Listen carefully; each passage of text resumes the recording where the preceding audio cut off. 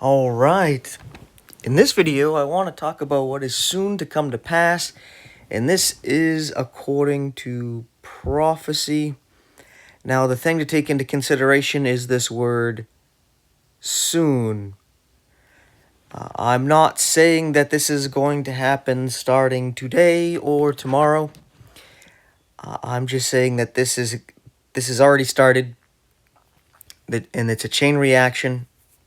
It's a domino effect, and everything else is going to fall into place, and this could really start taking off right now, and it's already happening while I'm doing the video. But this is also something that could take some weeks or months. I could see it stretching out for maybe a year before it all really starts to come together. But it could potentially stretch out longer than that. So that's what I wanted you to focus on this soon. When I say soon, you might be thinking, oh, so later on today. Or you might be thinking, oh, by the end of summer. I don't know what you think of when you think of soon. And this is just a generalization of not a very long time. Because even if it's a year, that's not a long time. Okay? Especially in the scheme of prophecy. So, before I get into some of these prophecies here, I want to point out something interesting about Iran. Now, you might not know, but there's a spiritual battle going on. And Iran has not only Christians there, but it has a Christian growth of the highest in the world right now at something like 19%. Now, I'm not sure if this is 19% a day, a month, a year, but it is growing, right? And all of a sudden, what's going on in the world makes a little bit more sense when you understand the spirit behind things, right? Because it's not just about them developing enriched uranium, but I think it has more to do with this. I think the uranium is an excuse to do it. So, Iran, they have been launching missiles on Israel. Like this year, before Israel attacked them, it was something like 400 to 600 missiles they launched at Israel. So Iran's not innocent. Not to mention the thousands of rockets they helped fund and supply to Hamas to launch at Israel over the past year. And they have enriched uranium from what the UN says is up to 60%. And this is the main reason why Israel has done what it's done, because to use the uranium for energy for the people, for their cities, you only need like 5 to 10%, and it's not even that much. It's like 2 to 5% enriched uranium, and you can use that to for energy for your cities and what have you, right? And if you want to use some more for testing and what have you to do some other things, it's only up to like 20% or so enriched uranium is what you need. But when you get over that, especially where they're at here, where this is not necessary, you can understand that, hey, they're trying to build a nuclear weapon, right? This here is no joke, right? And this is what the UN has said. This isn't coming from, oh, this is what Israel has said. And Israel's not going to sit there and wait for an enemy that has been launching missiles on them for years now, and using other entities like Hamas to attack them, to all of a sudden be able to use a nuke. Right? So, I'm not against Israel and what they're doing. It's horrible that it's come down to this, but I think that this physical reason here is used to justify the spiritual reason behind it, if you know what I mean, right? And that's a sad thing. We got to pray. We got to pray that God protects Israel and opens their eyes and wakes them up. But we also got to pray that God keeps reaching these people over in Iran, because what's about to happen is a chain reaction. And it does involve the rapture, but I'm not sure exactly where the rapture takes place in all this. But all of this is leading up to that, and you'll understand as I go through. So, I just wanted to have this foundation to let you know of what's going on behind the scenes and why this is going on. This is not something like, oh, let's just attack them for no reason. No, this has been heating up for some time, and it was kind of like, okay, if we don't do it now, it could be very deadly. Like, all it would take is pretty much one nuke to wipe out Israel. They're not a very big place, right? So I understand why they would do what they did, right? Now, Iran has said that they are going to do something big that the world will remember for centuries, right? So what that is, I don't know, right? But Israel has said, oh, today it's Tel Aviv, tomorrow it's New York. And this is supposed to be a mushroom cloud, if you couldn't tell. So maybe they developed a nuclear weapon. They just weren't able to put it in a missile to launch it at Israel. So maybe they go after America, or maybe, as some people think, they're already setting up a false flag to bring America into this. Because after I made my video, I made a video, and the title of it is a little strange, but this is the title of it.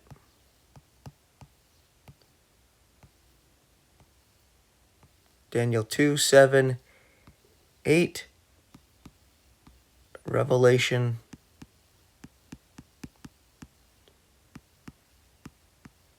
12, 13. And in that video, by the time I get to Daniel 8, I talk about the goat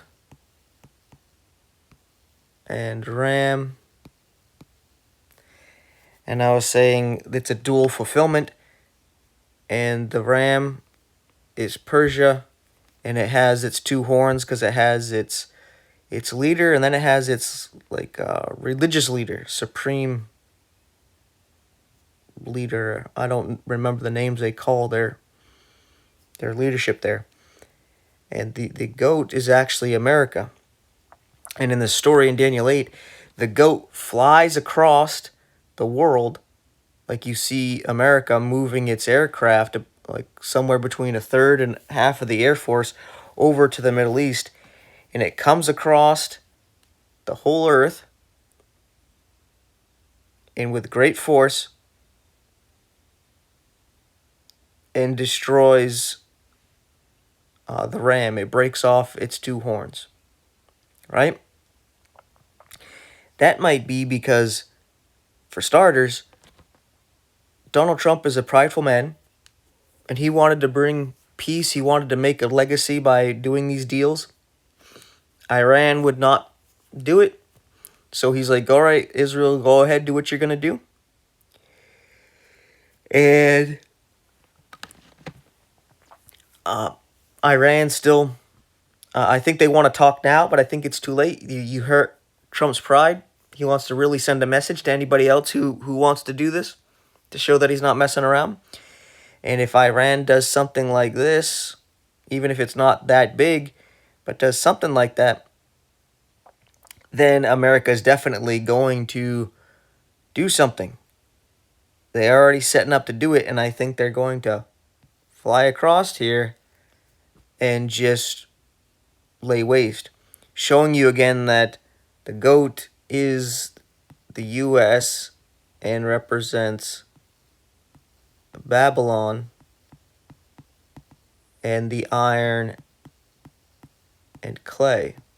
As you can see that it's mixed with Israel and Christianity, as the clay would be God's people.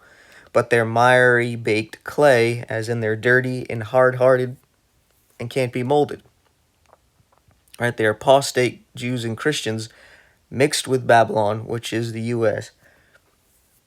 And so there's probably going to be a terrorist attack,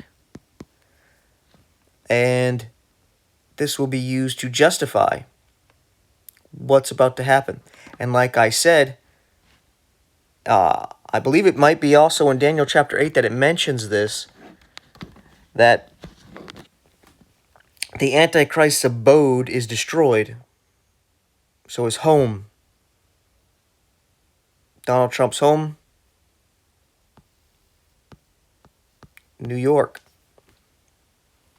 And then he moves eventually to the Promised Land, where I believe Israel is going to end up accepting him as the Messiah once he actually does something like this, because of the chain reaction. It's already started. Because what's the next chain reaction? This is showing us prophecy from Daniel 8, but there's more. This also has to do with Jeremiah 49, because right before the tribulation, where in Jeremiah 50 and 51 appears to be talking about the great tribulation, the time of Jacob's trouble, right before there, in Jeremiah 49, it talks about Elam's bow, and that might mean nothing to you. But you see, Elam, when you look at the old maps, is southwest Iran, which was just attacked. And it's where they believe they have their nuclear enrichment sites and what have you. But Iran is still able to launch missiles. They were able to launch missiles. They tried to launch some drones at Israel. And their bow, in other words, is not quite destroyed. So it looks like it's about to be. Right? And we're seeing this, Jeremiah 49, being fulfilled. So what happens after that? Well, I suggest you read these chapters and ask God to show you, so you can understand. Some of the names of the places, you might have to look at a map to see what's being said. Such as Elam, you might be like, I have no idea what that is. Well, when you understand that Iran, last century in the 1900s, actually changed their name to Iran from Persia. So you'd understand who they are. And then Elam, you find out that area, well, you understand where that is, right? And I believe this might lead to what comes up next, which is what appears to be Ezekiel, I believe it's chapters 38 and 39. There's a war mentioned here. At least I hope I got the chapters right and everything. Where I believe this is the Magog. And I believe this is what ends up triggering this, because Iran recently, they joined BRICS. They joined with Russia and China. They seem pretty tight. And when the goat comes after the ram, it is said that there's no one that could save him. But doesn't mean there's not going to be anybody that tries to avenge them. So it looks like this is going to trigger an event where Russia, with a coalition, probably with China, Turkey, Assyria, they already got some bases in that area of Syria and Turkey and what have you, bring their forces through there, through the Golan Heights. And since something like this was already used by Iran, I think this triggers where when they start to attack Israel, God intervenes and they end up getting confused and attacking one another. Right? God protects Israel, because if not, this force would have come in and destroyed them. But I believe also that America might be the one that does this to them at that area, because it talks about having to clean that place up. Now, some people aren't sure on the timing of this Ezekiel battle, and I'm putting it here as the idea that it happens before the time of Jacob's trouble. And I'm not sure if these if there's nukes used, if those are used before we go up or not. I mean, nukes have gone off before while Christians are still here. So I'm not going to say, oh, before any nuke goes off, Christians have to be raptured. Right? Like some people are saying, like, hey, we got to go home soon because wrath is coming, and wrath is on Iran and what have you. And and they're growing in Christian population, so that means the rapture is coming. I would have to disagree, because World War I happened, World War II happened. There was a bunch of wrath, because war is God's wrath here on earth and God's judgment, and Christians were still here. It's when it actually pertains to Israel, right? And that's when it's the final little judgment of Jacob's trouble, to bring Jacob to Jesus, to reconcile with the one they betrayed, and to accept their true Messiah, right? So that's something I take into consideration there. So these events have already triggered a domino effect, a chain reaction that will lead to this. And America might do this to them in that area of the Golan Heights after they've already been confused and fighting one another. They might be wiped out by this. And that's why you read about a weird cleaning up afterwards of that battle. And this might be where they finally accept Trump as, in Israel, he has a 99% approval rating there. They love the guy.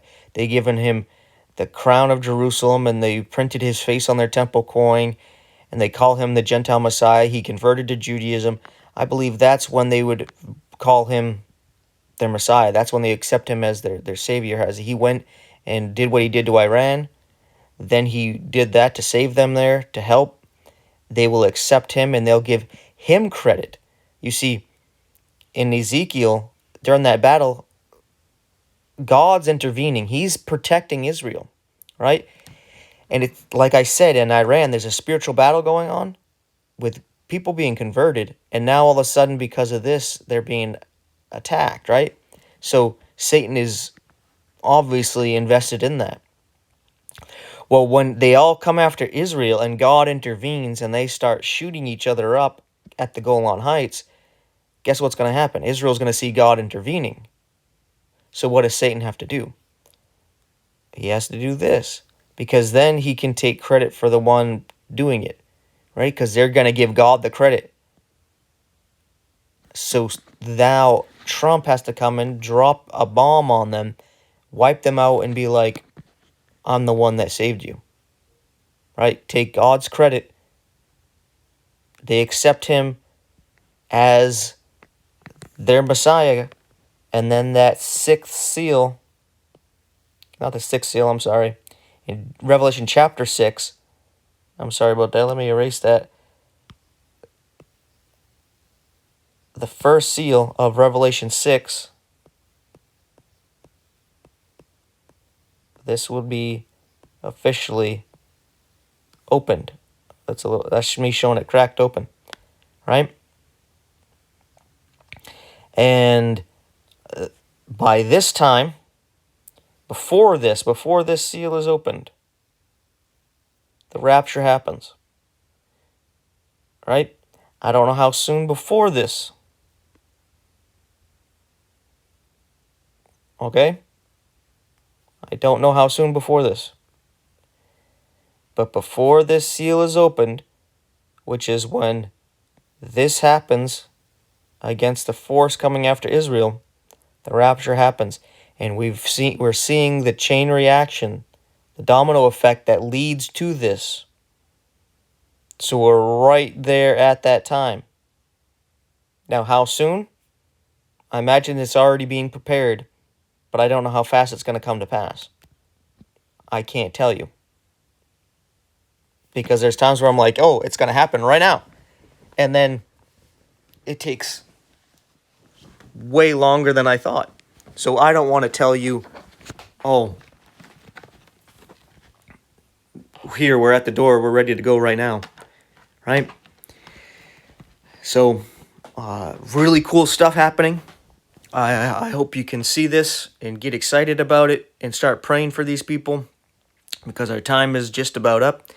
And there's one more thing I would like to bring in that is, I wouldn't say prophetic, but the enemy's plan that ties into this. And that is, I believe it has something to do with one called Adam Weishaupt, if I remember correctly, where back before World War I, there was a fella who was part of a secret society on horseback going to travel to bring some kind of documents to somebody, and he got struck by lightning. And then I believe it's the British or English government ended up getting a hold of the documents, and there was plans. You can look this up about the 3 world wars planned. And the first one had to do with the assassination of friend Ferdinand, and was going to be used to, start things in place, to start this war, to get it all going. The second war was to end up establishing Israel as a nation so that they can end up doing the Third World War. The Third World War was to get Israel and the West to clash with Islam and the East, and to smash atheism and Christianity together to just destroy the whole thing, everybody's beliefs, where they're just tired and they give up, and then they'll be brought into unity under a one world government, a one world religion, a one world media, a one world economy, and one world education system. Right? So that ties into what we're already seeing going on right now as well. Right? And I only bring that up because Bible prophecy shows it, and it's already coming to pass. And people have been talking about it. I remember hearing about this like 20 some odd years ago. So, yeah. So if you enjoyed the video, I don't even know when I'm going to post this video, but things might have already happened before this video actually gets out there. So, yeah. I don't know what to say about that. But thank you so much for watching. If you enjoyed the video, enjoyed the other content I put out there, please like, subscribe, hit the bell icon, share the video, share the channel, interact in the comment section, and take a moment to pray to our Heavenly Father that He gets the message out there and warns everybody about prophecy coming to pass, and to wake people up to get them saved in this time of grace while they still can be saved by grace before the dispensation changes.